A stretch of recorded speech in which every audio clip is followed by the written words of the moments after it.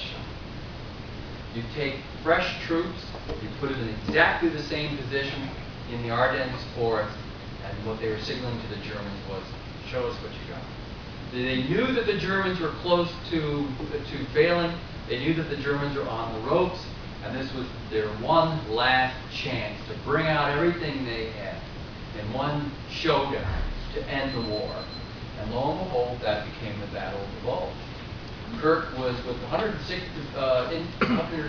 Infantry Regiment and in 106th Division, 143rd Regiment, and he was at a bulge in the line. Germans swept around behind them and captured almost 15,000 men. And Kurt was marched off through the forest, put on a boxcar, and taken deep into Germany to a Stalag, where he thought he was going to remain for the rest of the war.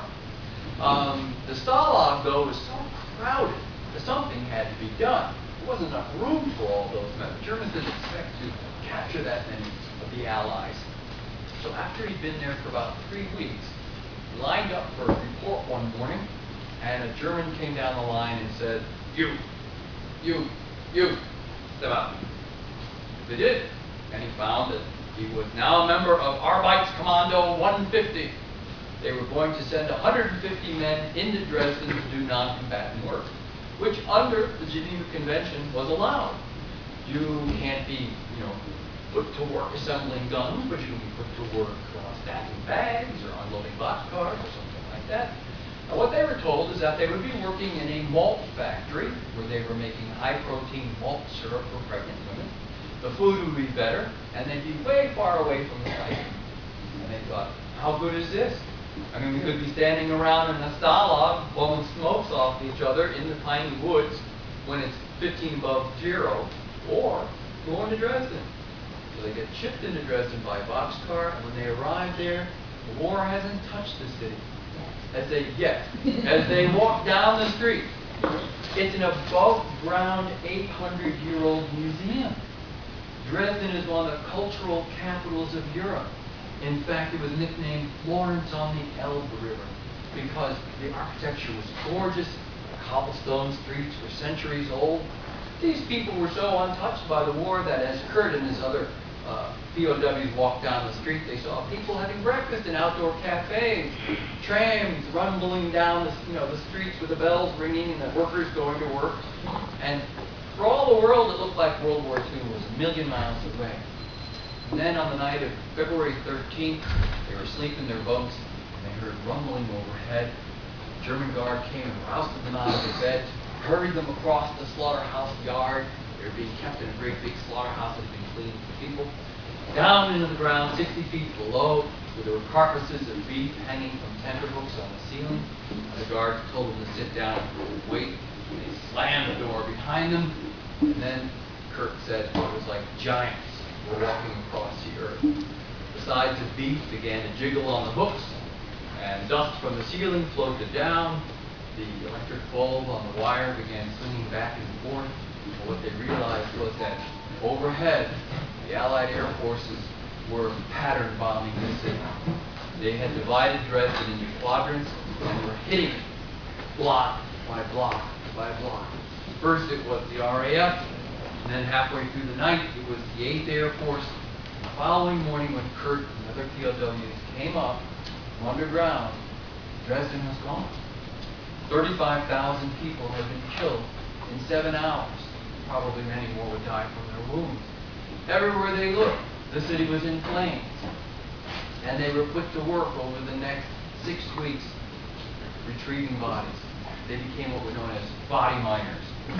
They went down into the basements in relays, waded in through the darkened, flooded waters of the basements, picked up bodies of men, women, and children, carried them up the steps, out into the plaza, tossed them on what looked like a giant grill made of ties, railroad ties, and railroad rails. And then the SS people who had been called in from concentration camps, especially for this purpose, doused the whole stack of bodies with flamethrowers and lit the sky afire with burning corpses. This went on for weeks. I believe that Vonnegut became unhinged. if you take a 21-year-old man from a privileged background and you send him into what all the world looks like hell, or the apocalypse, or the end of civilization, where life has no meaning anymore, where you see little children still dressed in their parkas who have been suffocated by the firestorm, sitting on their mother's laps like this, for all the world to look, he said they look like they were asleep. And then you pick them up, you carry them over your shoulder and take them outside. And eventually, they couldn't collect the bodies fast enough.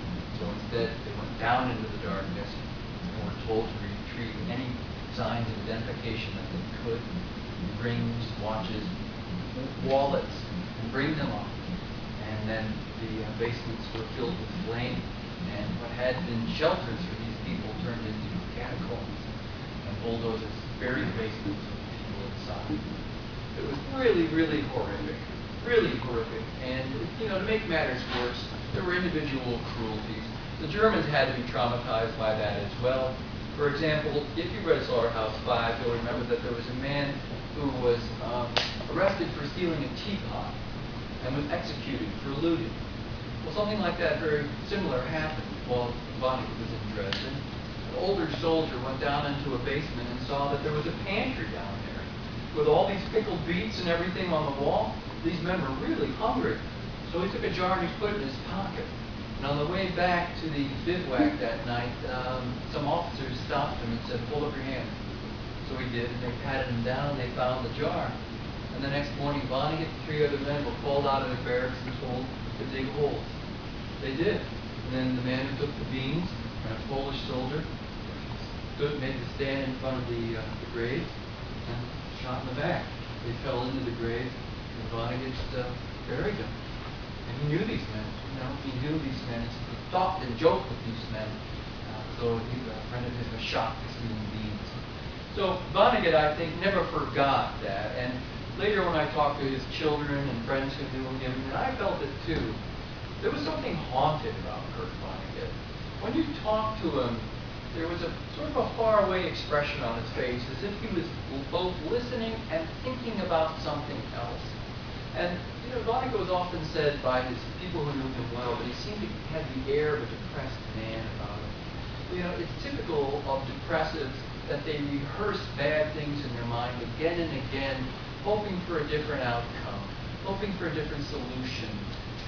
You know, if they could just find a way to accept it. And I always had the feeling that Vonnegut was running a reel, film in his head of certain things over and over again. So I could never make the man laugh. As many times as I tried to say something that might get a little bit of a rise out of him, Vonnegut didn't laugh, except when he told a terrible story. Sometimes when he would tell a terrible story, at the end he was laughing so hard that he was choking. And I think it was really a way of deflecting the pain. And the black humor that you find in Vonnegut's novels is Vonnegut's way of dealing with terrible things, with sort of a shrug and what are you going to do? And I think that's just his way of coping, with terribleness.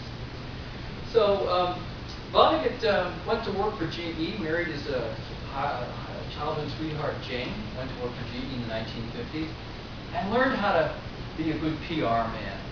And the Vonnegut that you'll find in here, and I've been clobbered by some reviewers because, and other people too who really care about Vonnegut, because they think that there's an element of betrayal in this book, in that I argue that this man on the cover is not the man you would think of as, he's not the man in real life. The man on the jacket is different from the real man. And that's not unusual, but I think for people who love and embrace Vonnegut and quote his saying, "God damn it, you've got to be kind, babies," and things like that, are surprised when they read this book to find that there's a disenchanted, haunted man who is an indifferent father, not a very good husband. But I think that Vonnegut was wrestling with demons from his childhood, and particularly from World War II, that left him alternately sometimes manic, and sometimes very depressed, sometimes very bitter, and sometimes very caring. Vonnegut was really a very multifaceted human being. And I try to bring that out in the book, but I have received word from some people that they're saddened I think it was a reviewer in the New York Times who said that this sad, heartbreaking book is not what he expected of the life of Kurt Vonnegut. I didn't make Vonnegut's life. Vonnegut lived his own life. And the 1900 footnotes in the back are my attempt to try and document everything I say about Vonnegut and everything that he did. So Vonnegut worked for General Electric, and I think he became gifted at creating a sophisticated PR image. He learned how to be sort of a brand, so that by the 1960s, and he was beginning to be popular with college kids, he realized what he would have to look like, what he would have to be like in order to be acceptable to his public, to the people who were reading his books. Understand that Vonnegut was almost 50 years old when Slaughterhouse-Five became popular. The people reading his books were his children's age. And Vonnegut, at base, I believe, was actually kind of a nostalgic, conservative guy from the Middle West who was wanting an older America, a gone, gentler America that he remembered from the 20s. So the bitterness in some of his novels is really a man looking back over his shoulder, wishing for a time that was long gone, when people took care of each other. I think the best illustration of how much out of sync Vonnegut the man was with the way Vonnegut was perceived can be summed up by this anecdote. Jefferson Airplane wrote to Kurt Vonnegut, and they were all enthusiastic about having the author of these off-trail sci-fi books come and sit with them and talk about their next